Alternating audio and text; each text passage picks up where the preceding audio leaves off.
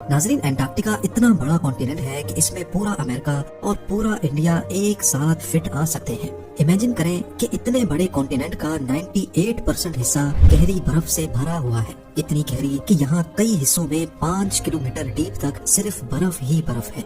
वैसे तो यहाँ टेम्परेचर -60 डिग्री सेल्सियस तक जाता है, लेकिन साल में 1 या 2 मरतबा यहाँ गर्मी भी पड़ती है। पर इस गर्मी में भी यहाँ का टेम्परेचर -12 डिग्री सेल्सियस होता है, क्योंकि यहाँ पूरा साल टेम्परेचर फ्रीजिंग पॉइंट से कम ही रहता है। इसी वजह से यहाँ बर्फ मेल्ट ही नहीं होती।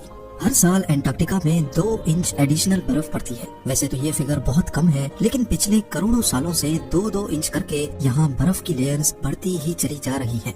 सिर्फ बर्फ और शदीद टेम्परेचर ही यहाँ जिंदगी के लिए मुश्किलात पैदा नहीं करते, बल्कि अंटार्कटिका में ह्यूमिडिटी ना होने के बराबर है।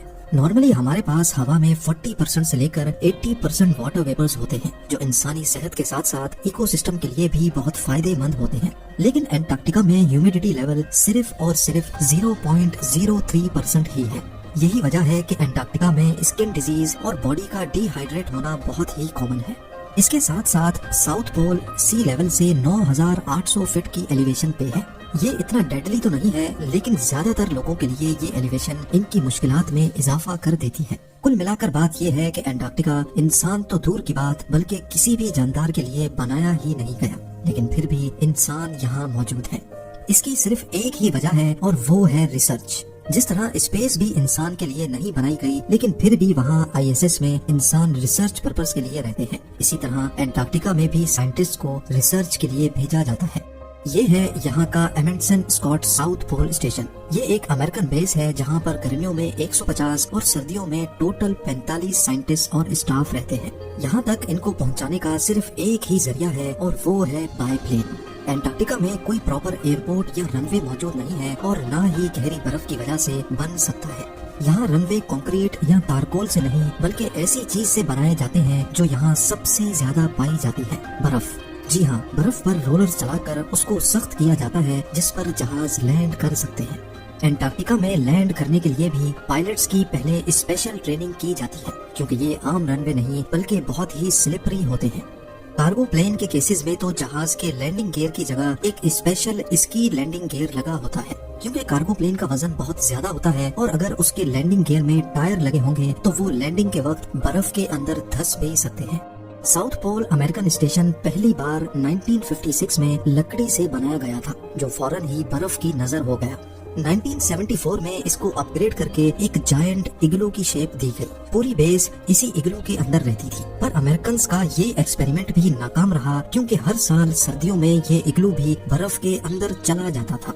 क्योंकि अंटार्कटिका साउथ पोल में है, जहाँ 6 महीने सूरज होता है तो रात ही नहीं होती, और अगले 6 महीनों तक रात होती है तो सूरज निकलता ही नहीं है। इसी वजह से जिन 6 महीनों में सिर्फ रात होती थी, तब इग्लू को बर्फ से बाहर नहीं निकाला जा सकता था। यानी स्टाफ को अगले 6 महीनों का वेट करना पड़ता, जिसमें खुदाई करके इसको बर्फ से बाहर निकाला जाता था। इसमें टाइम भी लगता था और एक्स्ट्रा फ्यूल भी यूज होता था। 2008 में अमेरिका एक नई अप्रोच के साथ मैदान में उतरा और इग्लू को भी रिप्लेस करके ये चीज बनाई। इस बिल्डिंग की खास बात ये है कि इसकी शेप एरोडायनेमिक है और इसको हाइड्रोलिक पिलर्स पर बर्फ से थोड़ा उठाकर खड़ा किया गया है। एरोडायनेमिक शेप की वजह से तेज हवाएं इसके ऊपर और नीचे बर्फ को इकट्ठा नहीं होने देती, लेकिन हर 10 सालों के बाद फिर भी इसके नीचे बर्फ जमा हो जाती है, लेकिन तब इसको आसानी से अपलिफ्ट किया जा सकता है।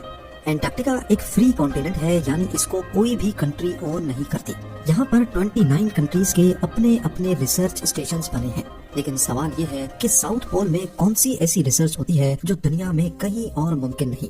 यहाँ ज्यादातर स्पेस रिलेटेड और एस्ट्रोनॉमिकल रिसर्च होती है। असल में नॉर्मली हवा में मौजूद वेपर्स आसमान को धुंधला कर देते हैं, और अगर हम ट्रॉपिकल एटमॉस्फेयर में टेलीस्कोप लगाएंगे तो ज्यादा दूर तक नहीं देख सकते। साउथ पोल में ह्यूमिडिटी ना होने की वजह से आसमान बहुत क्लियर नजर आता है, और टेलीस्कोप्स स्पेस में लाखों लाइट ईयर्स दूर तक भी आसानी से देख सकते हैं। ये है ब्लैक होल की फोटो, जिसको 2019 में पहली बार कैप्चर किया गया था। इस फोटोग्राफ को कैप्चर करने में भी साउथ पोल में लगे टेलीस्कोप्स का सबसे बड़ा हाथ था। एस्ट्रोनॉमी के अलावा यहाँ आइस कोर्स पर भी रिसर्च की जाती है। लाखों करोड़ों साल पहले अर्थ का क्लाइमेट कैसा था, तब हवा में कौन से पार्टिकल्स और गैसेस थी, ये सारे राज एंटार्क्टिका की बर्फ के नीचे छुपे हैं। इन आइस कोर्स को निकाल कर रिसर्च की जाती है और ये पता लगाया जाता है कि किस दौर में यहाँ क्या कुछ हुआ था। साउथ पोल में हार्श वेदर कंडीशंस की वजह से यहाँ कम से कम रिसर्चर्स को भेजा जाता है। रिसर्चर्स सिर्फ इक्विपमेंट लुक आफ्टर करते हैं और सारा डाटा उनको यहाँ से बाहर अपनी अपनी कंट्री में भेजना होता है। जैसे यहाँ आने का सिर्फ एक ही जरिया है, वैसे ही यहाँ से निकलने का भी सिर्फ यही जरिया है। साउथ पोल में सिर्फ 3 महीनों का पीरियड होता है जिसमें एयरक्राफ्ट्स आ या जा सकते हैं। बाकी पूरा साल यहाँ से बाहर निकलना करीब इम्पॉसिबल है। एंटार्क्टिका से भी दूर ह्यूमैनिटी अगर कहीं और है तो वो है इंटरनेशनल स्पेस स्टेशन में। लेकिन यहाँ मौजूद एस्ट्रोनॉट्स को भी अगर स्पेस से एवैक्यूएट करना हो तो वो किसी भी वक्त अपने आप को ओशन में लैंड करवा सकते हैं। लेकिन एवैक्यूएशन का ऑप्शन एंटार्क्टिका पर अप्लाई ही नहीं होता। इमरजेंसी की सूरत में यहाँ डॉक्टर्स तो मौजूद होते हैं, लेकिन सिवियर केसेस में वीडियो लिंक के जरिए अमेरिका में बैठे डॉक्टर्स का पैनल भी मौजूद होता है। लेकिन ये वीडियो लिंक इंटरनेट पे काम करता है और यहाँ इंटरनेट भी एक बहुत बड़ा चैलेंज है। बाकी पूरी दुनिया में इंटरनेट रिमोट लोकेशंस पर सैटेलाइट के जरिए चल सकता है। कमर्शियल सैटेलाइट्स अर्थ के सिर्फ उन हिस्सों को कवर करती हैं जहां ज्यादा आबादी होती है। जैसा कि आप ग्लोब पे देख सकते हैं कि साउथ पोल हमारे प्लेनेट का लिटरली बॉटम है। अर्थ का ऑर्बिट करती सैटेलाइट्स साउथ पोल के ऊपर से गुजरती ही नहीं है, इसी वजह से यहाँ सैटेलाइट के सिग्नल्स भी रिसीव नहीं होते। सिर्फ चंद सैटेलाइट्स हैं जिनके सिग्नल्स साउथ पोल में आते हैं, वो भी सिर्फ चंद मिनटों या घंटों के लिए। यहाँ इंटरनेट यूज करने के लिए भी स्पेसिफिक टाइम का वेट करना होता है। जब सैटेलाइट साउथ पोल के करीब से गुजरेगी सिर्फ तभी सिग्नल रिसीव होंगे।